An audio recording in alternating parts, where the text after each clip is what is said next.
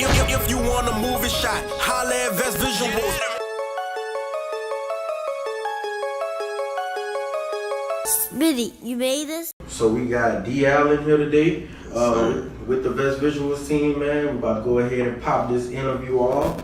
How you feeling, bro? Feeling good, man. Feeling good. Man, good to have you, dog. Man. Oh, yeah, it's man. long You know, overdue. we family, man, so you know I was going to come through. It's nothing, you know what I'm saying? Yeah, what's def? Yes, sir. You gonna pop it off, Smith? Yes, sir. So, all right, man. So, pretty much, bro, tell us how you got your start in music.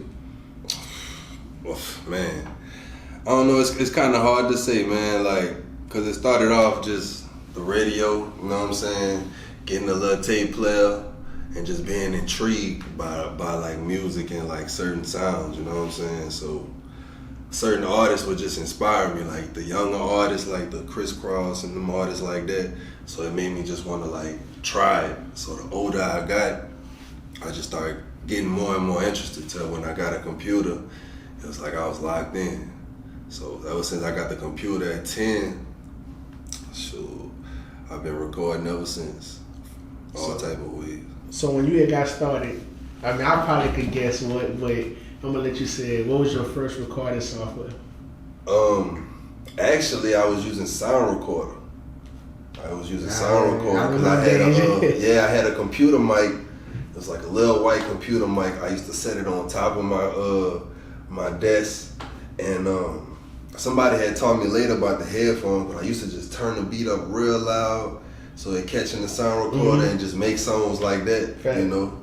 And then I was just doing just freestyling, just saying, you know, whatever was inspiring me at the time. So it was just something that started off like that, you know what I'm saying? So, Right. So how long was it until you transitioned from the initial setup until you probably got your first condenser mic and things like that? Probably about 15. Probably the year after my dad died, cause I went hard with a computer mic for a long time, man. Probably 7th grade, 8th grade, like really making real projects. You know what I'm saying?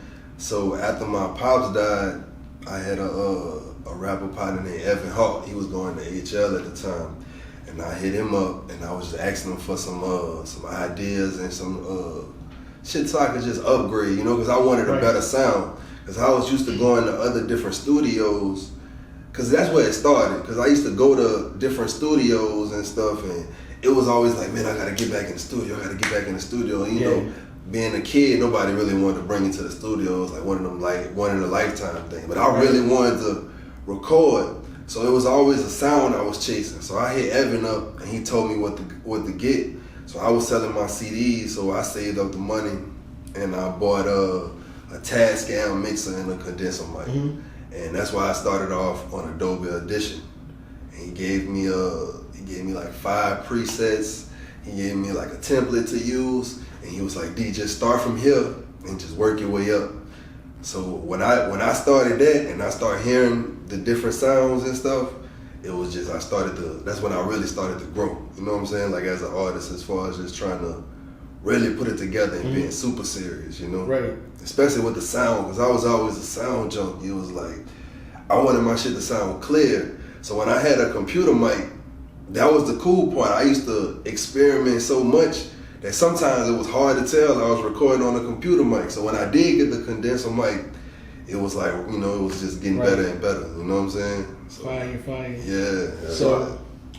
So I feel like anybody who do music and have been in that recording phase, they always had that first pop filter. So what you use for your pop filter? Because I know with me, I use a sock. So what you use? Yeah, shoot, for a long time I ain't have one, and then I put the sock over the mic. I tried that.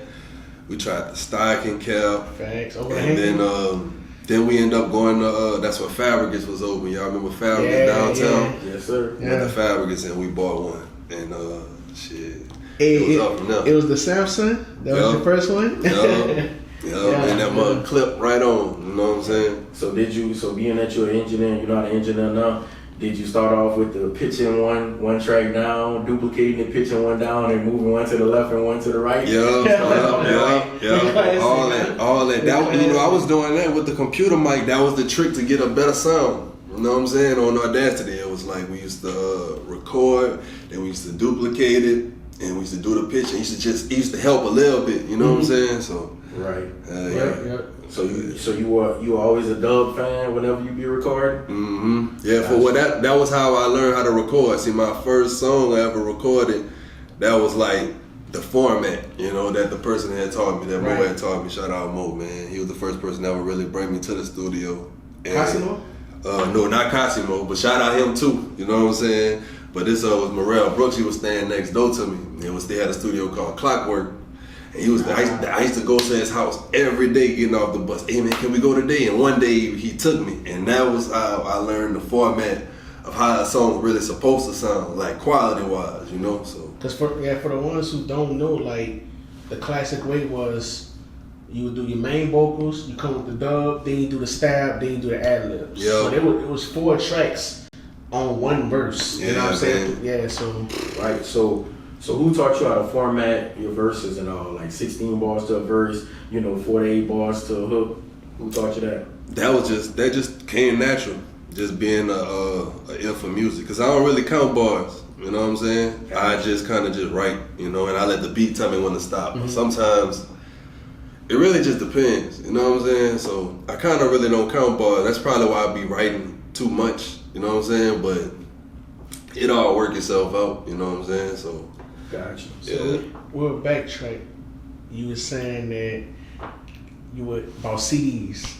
So when did you get on that grind? Like, cause nowadays we got streaming. You don't really see a person with CDs too much now, but we come up under that. I mean, it wasn't that long ago for the ones who won't be cool. Say old head. It wasn't that long ago, but when you got on that grind, 7th grade, just like making CDs. I was making a little mixtape, dog, every probably a few weeks because I was just so addicted to it. You know what I'm saying? So I would just make the CDs and shit, and then I would go to Walmart and I would buy a 100 pack, and I just burn 100, and I just write my name on them, and I just go to school, and I just pass a few out, and then a few people would buy them, and it'll just move around. That's how I actually got my first $1,000, man. That's how I see my first $1,000. So you selling them, okay? Yeah, because it came like you give a few away, and then some people will buy them. I give a few away, some people will buy them, and then people respect the hustle because I was so young. You know what I'm saying? I was 12 years old, just like, yeah, man, y'all just check me out.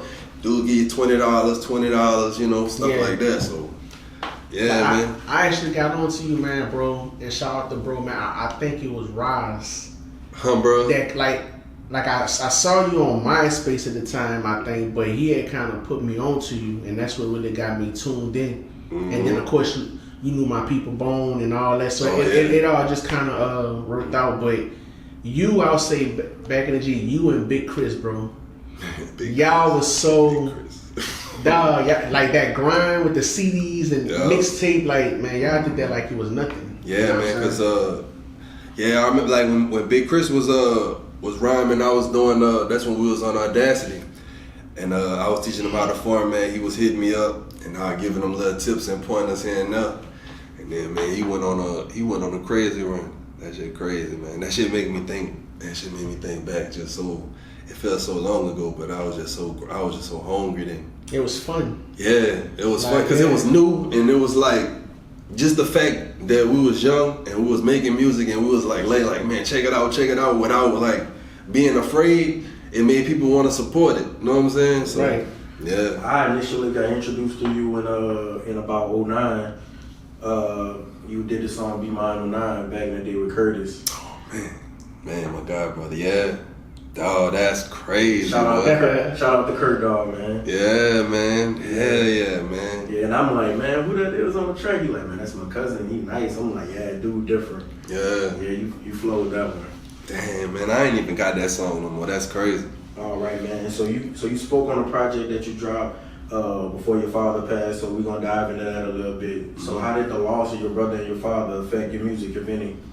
I feel like that's what like kind of kept me afloat. you know, because like after that happened, my dad got sick when I was 14, so my whole freshman year he was like sick. So by the time the school year was over, he had passed away.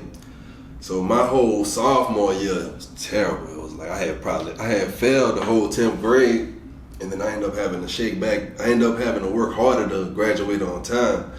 But I failed the whole 10th grade, and I just was making music and just putting music out and stuff. And I kind of think that's what kind of kept me out the streets and like from veering off. You know what I'm saying? I feel like the music kind of just kept me, you know, just in my room and just kind of just trying not to focus on other stuff and just focus on that, you know.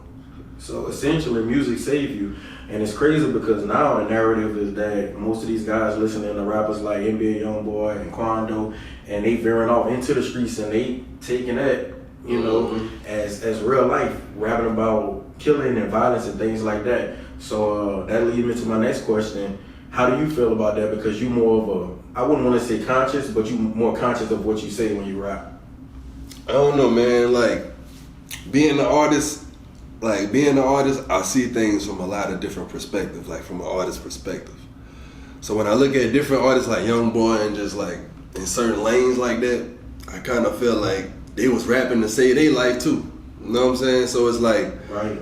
I kind of understand where they be coming from, like with the music they be putting out, because it's like what they be going through. The same way I be rapping what I be going through, you know? Right. It's just like different influences, you know? So like different lanes, just like certain different influences just make different music, you know? And I just feel like that kind of keeps everything organic, you know? So Right. So what would you say is people's like what's a common like misjudgment or misconception of you that you would say that people have of you? I don't know, man. I guess, you know, I think a lot of people think I'm super quiet and reserved, you know, and I think I am, but it's more just, I don't know. I think it's just more just a protective mechanism, you know, but I feel like when people actually open up and people actually get to know me, they understand that, you know, the person that they listen to on the music is the same, you know what I'm saying, the same person that they get when they meet me. So I think that's kind of like a big misconception. A lot of people, when they meet me, they be like, damn, man, I listened to your music and I thought, you know, I didn't know how I was going to approach you because I didn't know how you was going to be. You know what I'm saying? And everybody kind of, I feel like that kind of draw people into me more when they actually do get to meet me and connect with me. Right. So those type of people that listen to your music and kind of sort of prejudge who you are, do you feel like they put you in a box, like you just this conscious rapper because based off of your content or your rap? Do you feel like they try to box you in a little bit? Yeah, sometimes. Just because music moves so fast, you know. So when people have probably checked me out or heard something, they probably did hear a probably conscious type style or something. So they're like, okay, I see that's the type of artist he is, you know. But it really could go everywhere, you know what I'm saying? So, man, it's crazy because, you know what I'm saying, I've seen the diversity in your music. I've seen where you can go, you know, smoke song over here, then turn around and rap about a female over here, then turn around and rap about your life and what you struggling and going through. Yeah. You know, it's crazy how people try to put you in a box like that. Yeah, because it's really all a feeling. Like, music really just is more just a feeling of emotion. So, like, whatever I really be recording, it really just be how I'm feeling. You know what I'm saying? So I think that's why when people hear the music, that's why they feel it. You know, because it was just made off of pure, raw emotion and feeling. You know what I'm saying? All right.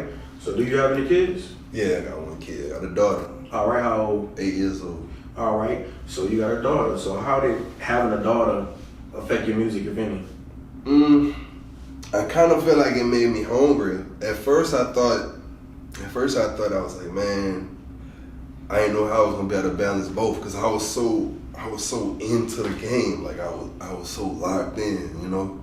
And when my daughter was coming, I had just signed my first like little indie contract and stuff, and it was like, man, I ain't know how I was gonna balance it.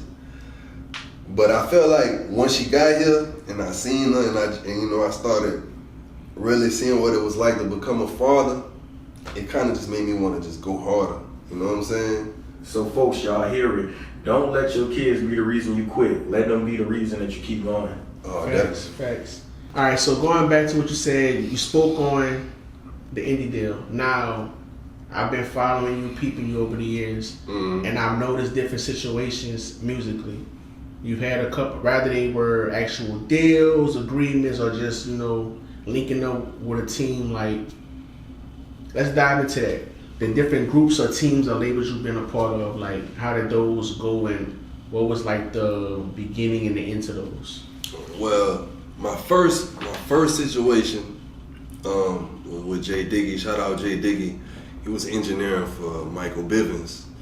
And he ran across me through a guy named Big Rod Smith. He was on the road with New Edition.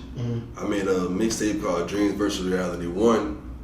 And I sent it to Big Rod, and he ended up retweeting it. This when Twitter was like real popping. I was grinding hard on Twitter. He retweeted my album. He hit me up. He said, submit some music to Jay Diggy. I ended up submitting some music to Jay Diggy. They ended up signing me and a few other artists for a single deal. We worked. It was good. It was actually a good situation. It was a situation to learn. But then when the contract came to an end, I got offered another deal with Block Entertainment from Vegas instead of renewing with Jay Diggy just to see where it could go. That's kind of like one of my biggest regrets when it come down to music, because working with Block set me back 2 years. And I made a great album for them, and I just felt like they just like let it fall by the wayside, and that situation was just kind of like, it come back to like me having my daughter and just me wanting to chase my dream and give my daughter a great life and just kind of jumping at something instead of just like, because I was signed to Jay Diggy them before my daughter got here.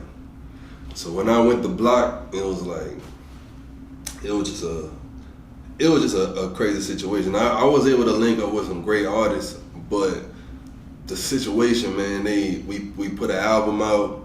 It was called Chasing Dreams, Fighting Reality. It was a great album, man. I put so much work into it, man. And it was like, they just ain't want to help me promote it. It was like one of those things to where it was like, go get hot.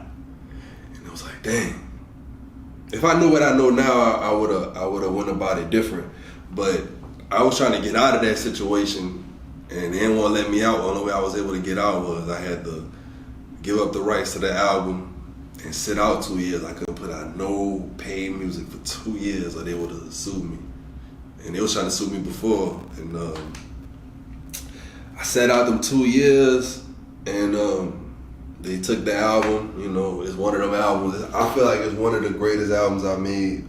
That I really don't. I got the rights back to it now. I really just been thinking about how I want to release it. I got the rights back probably March 12th. It was like on March 12th of 2020. It was 2019 or something like that. 2020. And then after that, that's when I put out My Life Through Music, and then things kind of just I've been on the indie ever since. Just like trying to build from there, Yeah. Okay, so let's take a step back a little bit. Explain to us your stints or your experiences with Homicide, Clockwork. I also remember, I don't know if you were a part of this group or team or label, but Extra Clip. So tell us about those situations. We started with Clockwork. Remember I told you, is my neighbor. Right. That's who he was making music with. He took me to the studio and all of that. And I was just always the youngest cat, always trying to make music. Ended up going back to the studio, linked up with 365, my dog Mark. Shout out 365. Shout out 365. He was like, he asked me to get on a song. It was like the first person to be like, man, get on this. You know what I'm saying? And that song ended up making their compilation. And that was like a dream come true. And the homicide situation came when I was in high school. I was the youngest dude there. Shout out Joe Pop. Linked up with Joe Pop. I used to always send him my music and stuff.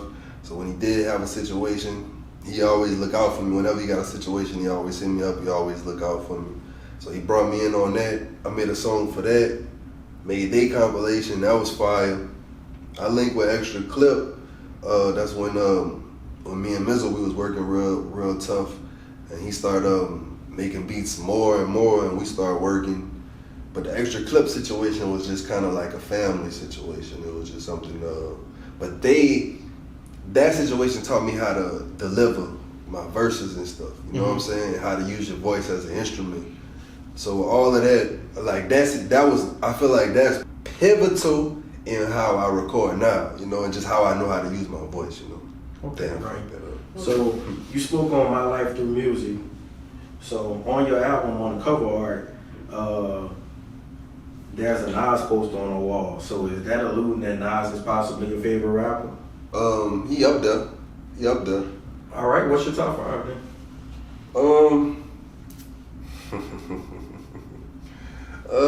All right. No particular. I don't want to give a particular order, cause, but as far as just top 5, I would have to say Wayne. Okay.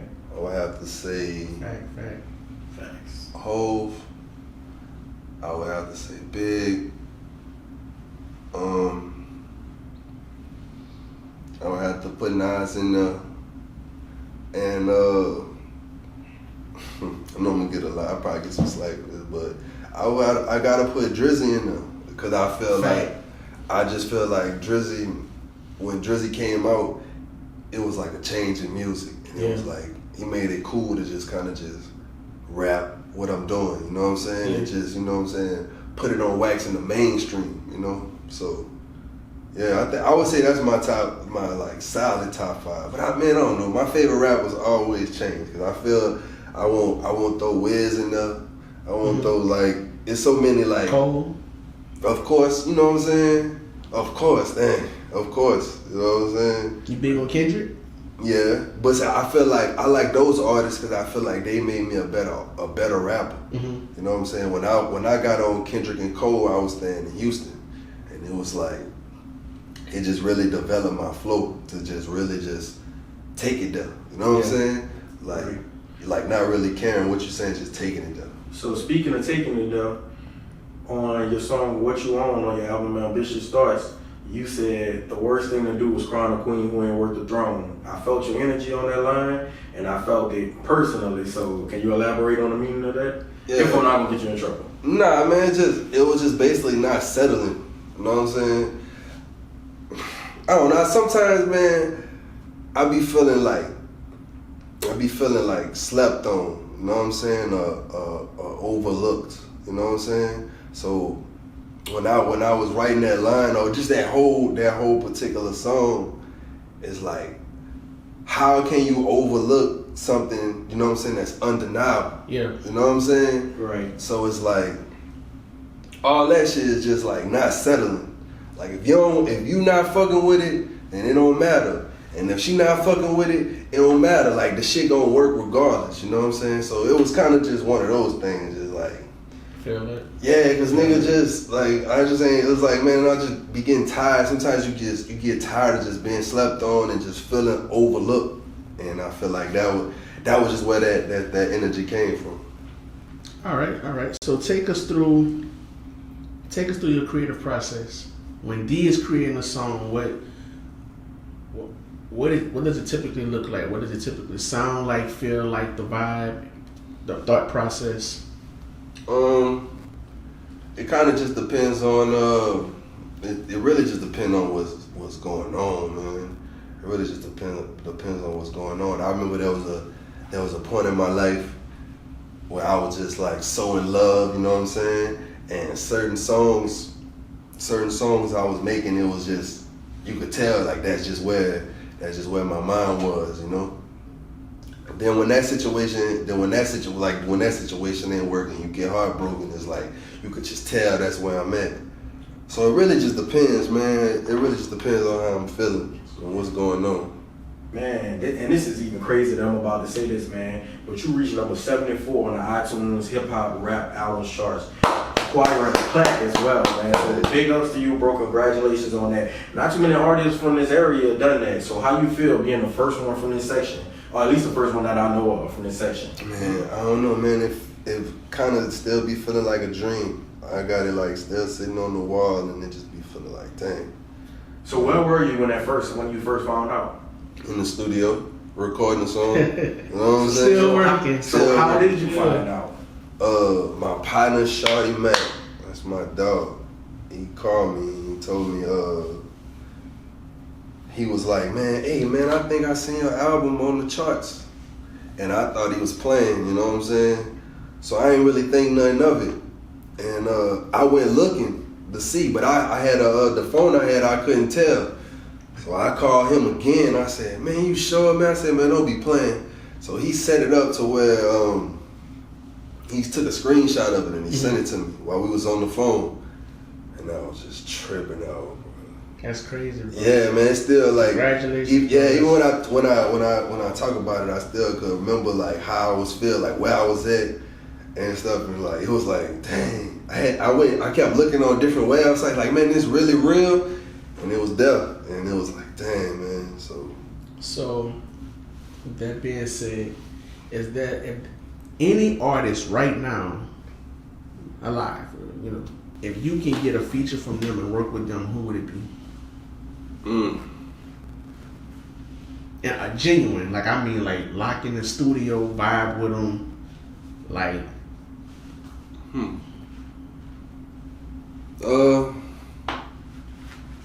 Artists.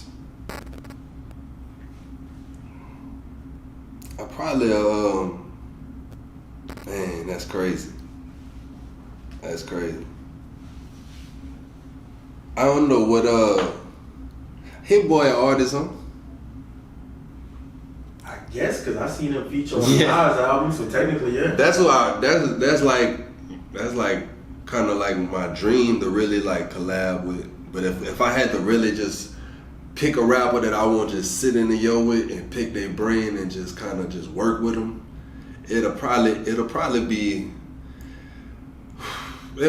Cole. It'll probably be J. Cole. Okay. Just because I feel like his pen will push me to the max. Hey. You know what I'm saying? Right. So, but yeah. I can see that Dreamville, D. Allen. Yeah. I can see that. It's coming. Man, Dreamfest. I can see you at Dreamfest. I've been pushing for it, man. It's coming, bro. For it, man. It's coming. But before we wrap it up, you're a creator, man. You're an artist. I know I can relate to you.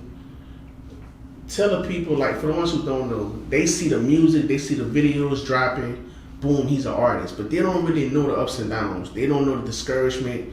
They don't really know the doubt. How do you handle that and push through that? It's hard. Some days easier than others, man. I ain't gonna lie. But I try not to focus on the instant gratification of things. I kind of try to focus on like just the bigger picture. And then music helped me a lot with my mental health.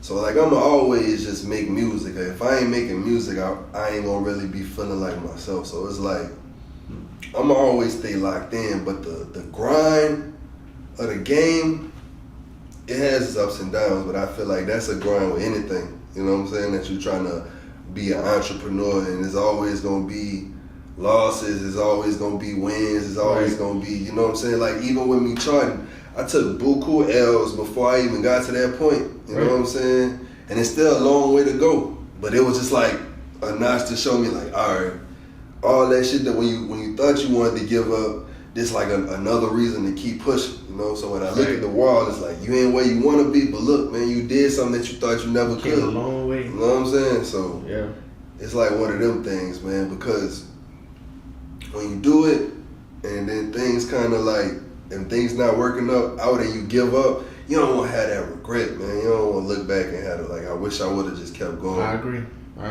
You know, so. Right. So can you let us in on anything you currently working on? Any projects coming up? I don't really have no project names at the moment. I kind of just been recording, just freelance recording, just whatever come to mind, just putting something together. And I'm gonna try to just keep working, and then I'm gonna try to adapt a project out of that. Try a different style of creating. I try to approach it. Every album I try to approach in a different way. So this style, this kind of just like whatever's coming, however I'm feeling, you know what I'm saying? I just kind of put it on wax, so. Facts. Man, bro, we appreciate you coming through, man. We really enjoyed this conversation, getting to know more about you, man. Appreciate you. Before you go, man, shout out your handles. Let everybody know where they can get in touch with you at. All right, man. Well, on Facebook, you can follow me at Donald D. Allen. And on Instagram, you can follow me at young_D6. On Twitter, you can follow me at youngD985. And on TikTok, I've been growing on TikTok. You can follow me at Vibes with Young D. And same thing with the YouTube, Vibes with Young D. Everything there. I dropped the album. If you type in D Allen, Ambitious Thoughts, it's gonna pop right up. Just dropped the deluxe, added like 5 or 6 more songs. Just trying to just keep that grind going. All right, so y'all heard him. If you want to follow him, check him out, dive deeper into the artist we call D Allen. Yeah. All the links are included below. You can see it pop up on the screen. Thank you for coming through again, man. Yeah, man. Shout out y'all, boys. Shout out Vez. Shout out Smitty. They real dudes, man. Like family, I've been knowing Vez since I was a little kid. Since he was young, he was making music. We've been collabing, you know what I'm saying? Me and Smitty always collab, so them some good dudes. They work hard, they do good business, and they do good work, man. So it's all love. Appreciate you. Appreciate you, most definitely, man. If you want a movie shot, holla at vesvisuals. Yes, sir. Yes, sir. And we here with D Allen. He just popped this shit. Signing out. Facts. Look, this flow different, mixed it in my old kitchen. Whipping like I sold chicken, really cooking, no dissing. I just keep it wavy like they pay me, nigga, soul pimping. I just burn some hazy, feeling gravy, nigga, cold limping. Keep the walk.